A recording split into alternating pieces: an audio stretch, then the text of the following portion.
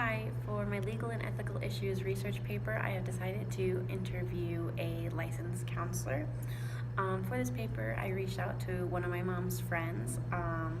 I've known her for about 4 years, and my mother and her are close, and I used to nanny her children about 2 years ago while she was working as a counselor. So her name is Miss Rachel Douglas White, and she was very happy to help me out with the research paper for this class. And I was glad to be able to interview her and get to know more about her and her background and her story because, like I said, I have worked for her, but I never knew about her professional experiences as a counselor, and we had never talked about it. So I was excited to be able to interview her. All right. To begin our session, I asked Miss Rachel how she knew she wanted to go into psychology or make a career in what she has made her career in.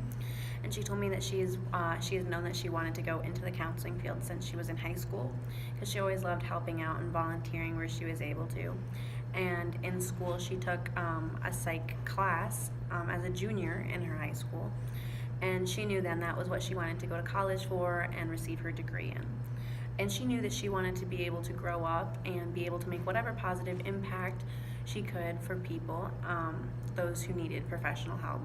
And she especially loved working with children, so she wanted to make a career in that.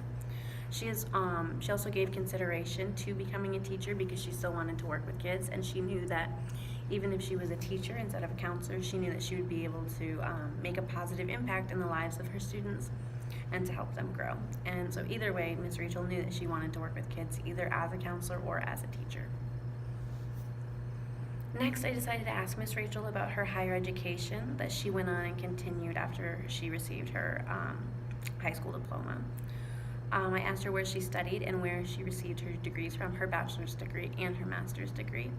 She told me that she received her Bachelor's of Arts in Psychology at the College of New Rochelle in New Rochelle, New York.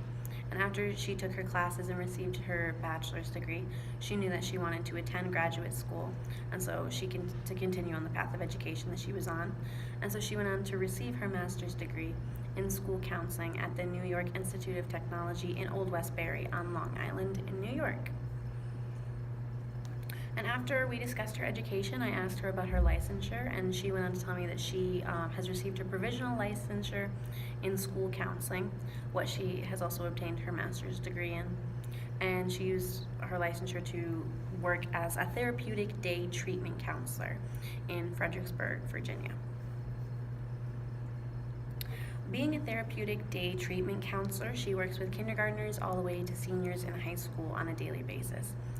She also services the students that are in the alternative high school, and the alternative high school is the high school that is made for students who have behavioral issues or juveniles that are on probation or have some sort of record due to misconduct, using or selling drugs, truancy, or have a record of assault.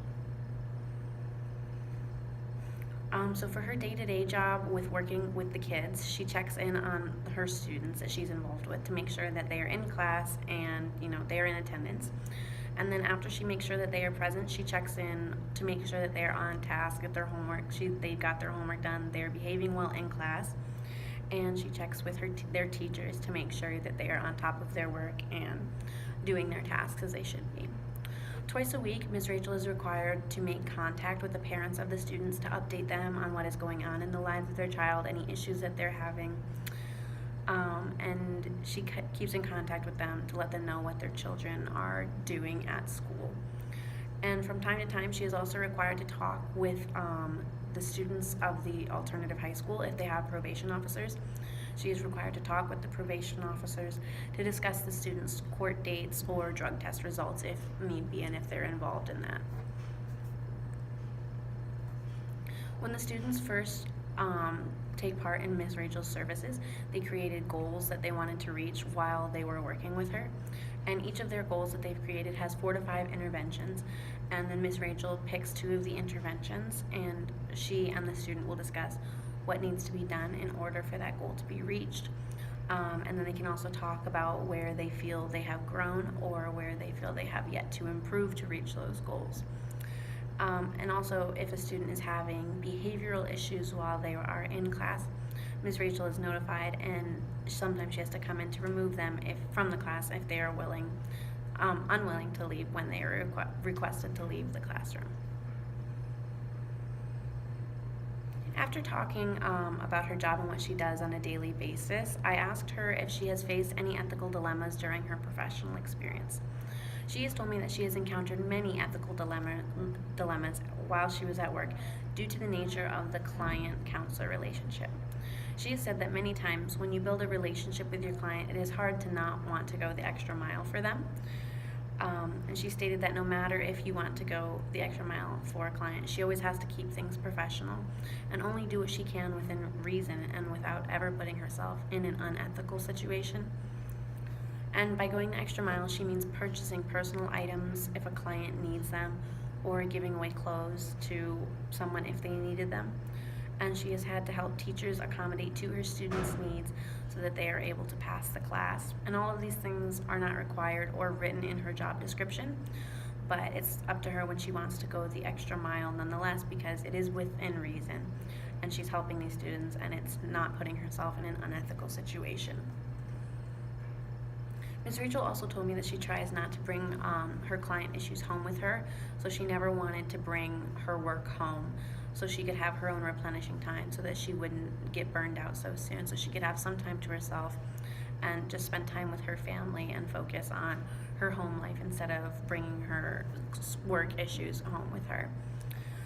Ms. Rachel also mentioned that confidentiality was another ethical line that could easily be crossed, but as a counselor, it is always important that you keep client matters confidential unless it is shared with a supervisor only for the well-being of the client. She said that she would occasionally consult with her clinical supervisor about any issue that she felt she struggled with so that she could receive guidance on next steps or what to do next. And of course, she said, again, that taking a step such as talking to a supervisor or someone else about it is always done for the well-being of the client. Then I asked Ms. Rachel about her agency that she works for, and she told me that she works for the agency Dominion Youth Services, and this agency does offer a policy regarding ethics, and they call it their human rights policy, and she had sent me the link to this. So it's about a 48-page booklet full of human rights policies for the clients and their families. And then on the summaries page in the beginning, it just states it is your right to be treated with dignity and respect, to be told about your treatment, to have a say in your treatment, to speak with others in private, to say what you prefer, to get help with your rights, to confidentiality, to communicate in privacy, and they have many other rights listed. So again, this is a policy for the clients that they are able to read to see what the agency stands for and what they will protect. But then the counselors have to stick to these policies to make sure that they take place. Then the policies booklet goes on for 48 pages, and it describes in length the rights and the freedoms that are guaranteed to a client when going through Dominion Youth Services. And by promising these things to a client, it means that the counselors or others who work for this agency must also adhere to the policy provided. In the policies, the agency has many explanations of the processes for handling situations when an ethical dilemma may arise.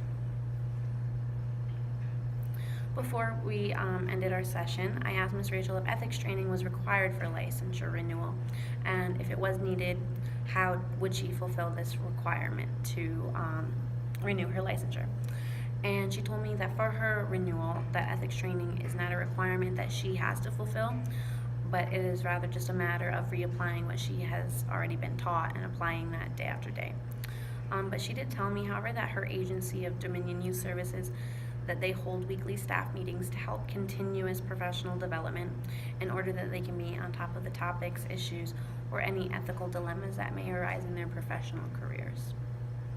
Ms. Rachel said that these meetings have helped her a good amount in becoming the counselor that she is today, and that these staff meetings that happen weekly encourage her to keep growing and developing in her career. I then thanked Ms. Rachel for her time and for sharing her professional experiences with me, as well as giving me insight into how jobs in psychology are in the real world and how ethical dilemmas are resolved when they arise. as I said when I began, I was very grateful to have this opportunity to sit down with her and get her perspective on how the real world of psychology is and how it is in practice. For me, reading about it day after day and writing about things that we read in books, I enjoy it, but it's like psychology in theory for me. And so I thought it was nice to be able to talk to someone who personally deals with all the things that I read about weekly and how she deals with those things on a normal basis. So I thought that was a great experience.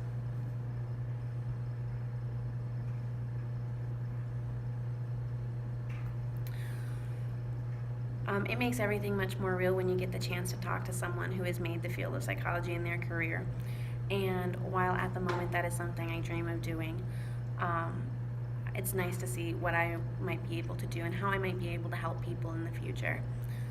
So I very much like to see how things that we read about in our textbooks are done in practice.